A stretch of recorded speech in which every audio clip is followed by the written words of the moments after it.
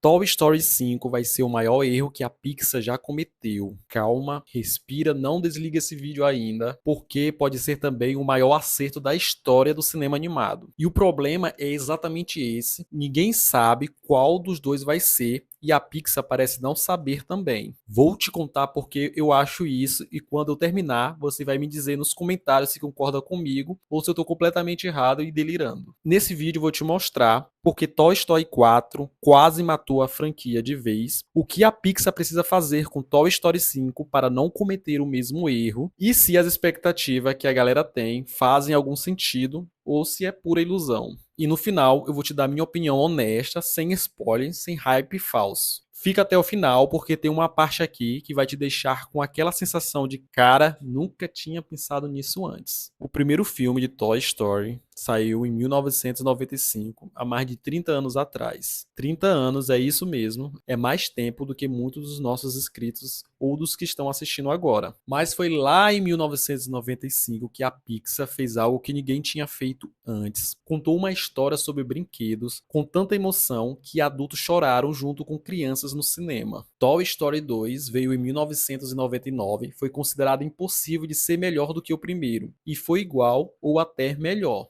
Toy Story 3, em 2010, é até hoje considerado um dos melhores filmes de animação da história. E aquela cena final do Andy entregando os brinquedos. Meu Deus, isso se emociona até hoje. Mas aí aconteceu uma coisa que ninguém esperava. Em 2019, a Pixar lançou Toy Story 4 e o mundo não sabia muito bem o que sentir. Toy Story 4 é um bom filme, eu preciso deixar isso claro. Tecnicamente, visualmente é lindo. A Pixar nunca falhou tecnicamente. Sério, até quando a Pixar vai fazer um filme ruim, parece que custou US$ 1 bilhão.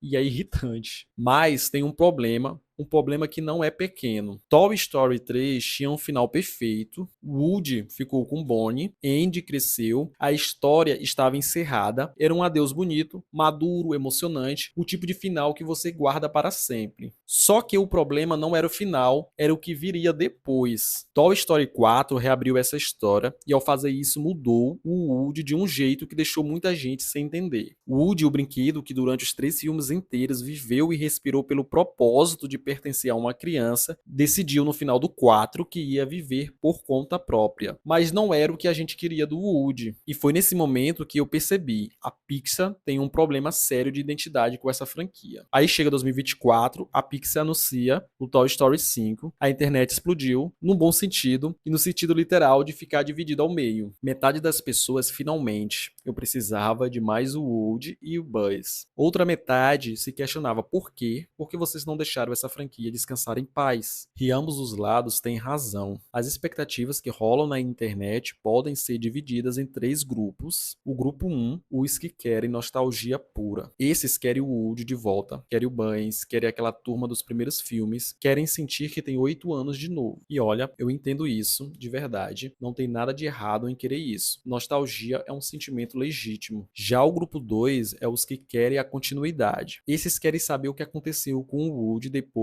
que ele ficou livre. Querem explorar esse novo Woody independente. Já o grupo 3, o grupo dos que não querem nada. Eles acham que qualquer Toy Story 5 vai contaminar a memória dos 3 primeiros. Mas isso fica ainda mais interessante quando você vê o que a Pixar escolheu fazer com a história. As informações são poucas, a Pixar tem sido estrategicamente discreta. O que sabemos, o filme vai trazer de volta o Woody e o Buzz, vai explorar o que acontece quando os brinquedos encontram um mundo que não precisa mais deles. Um mundo de tablets, celulares e entretenimento digital. E foi aí que eu fui entender o que a Pixar está tentando fazer, e a ideia é mais ambiciosa do que parece. Pensa comigo. A geração que cresceu com Toy Story 1 tem hoje entre 30 e 40 anos. Os filhos dessa geração estão crescendo agora e não têm o mesmo relacionamento com brinquedos físicos que a gente tinha. Uma criança de hoje pode preferir um jogo no tablet a um boneco de plástico. Isso é fato e não é um julgamento. E a Pixar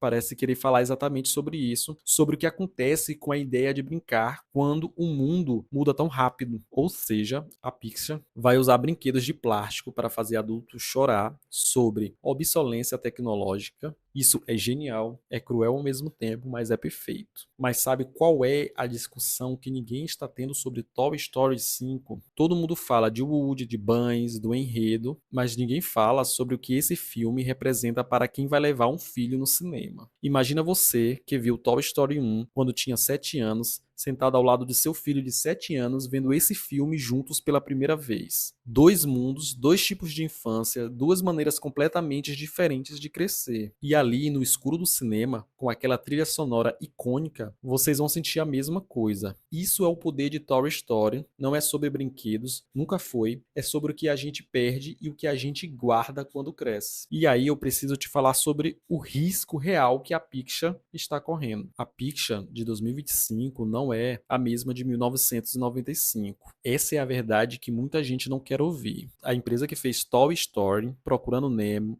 Up, Ratatouille, passou pelos últimos anos lançando sequências, prequelas e histórias de origem que não precisavam existir. E Toy Story 5 carrega um peso diferente de tudo isso, porque Toy Story não é só uma franquia, é a franquia que criou a Pixar como conhecemos. Se Toy Story 5 decepcionar, não apenas como filme, mas como uma experiência emocional, vai manchar algo que vai além do cinema, vai manchar a memória. E memória de infância é sagrada, você não mexe com isso. Mas então, por que eu ainda acho que pode ser o maior acerto da história da Pixar? Porque quando a Pixar decide arriscar de verdade, não dá errado. Up abriu com uma sequência mais triste da história do cinema animado, nos primeiros 10 minutos, sem diálogo. Soul falou sobre propósito de vida para crianças. Divertidamente falou sobre depressão infantil, de um jeito que até psicólogos ficaram impressionados. Quando a Pixar decide que tem que fazer algo e dizer, ela diz, com coragem, com emoção e com arte. E se Toy Story 5 for sobre o lugar dos brinquedos no mundo que não para de mudar, se for sobre o que significa ser lembrado, ser necessário e ser amado, isso pode ser o filme mais necessário que a Pixar já fez. Não por nostalgia, mas porque a pergunta que o filme pode fazer é assustadoramente humana. O que acontece com a gente quando o mundo não precisa mais de nós do jeito que precisava antes? E aí você vai estar sentado naquele cinema com pipoca no colo, pensando que foi ver um filme de brinquedo e vai sair com essa pergunta entalada no peito. É isso. Esse é o potencial de Toy Story 5. Então voltamos para onde começamos. Toy Story 5 vai ser o maior erro que a Pixar já cometeu. Agora você entende o que eu quis dizer. Não é que vai ser ruim, é que as apostas nunca foram tão altas. Se a Pixar fizer isso com coragem, com emoção real, com aquela disposição de fazer adultos chorarem em público e sem vergonha nenhuma, vai ser um dos maiores filmes que já existiram. Se fizer por dinheiro, se for mais uma sequência no piloto automático, se trair a inteligência do público, vai ser o erro que eu falei no começo. E a Pixar sabe disso. E por algum motivo, eu ainda confio nela, mesmo com tudo que aconteceu. Me fala uma coisa nos comentários. Você tá animado com Toy Story 5 ou acha que a Pixar devia deixar em paz? Uma coisa eu sei, não tem uma resposta certa e eu quero saber o que você sente. Bom, se você ainda não está inscrito, inscreve-se no canal e curte que você me ajuda. Muito obrigado, tchau, até o próximo vídeo.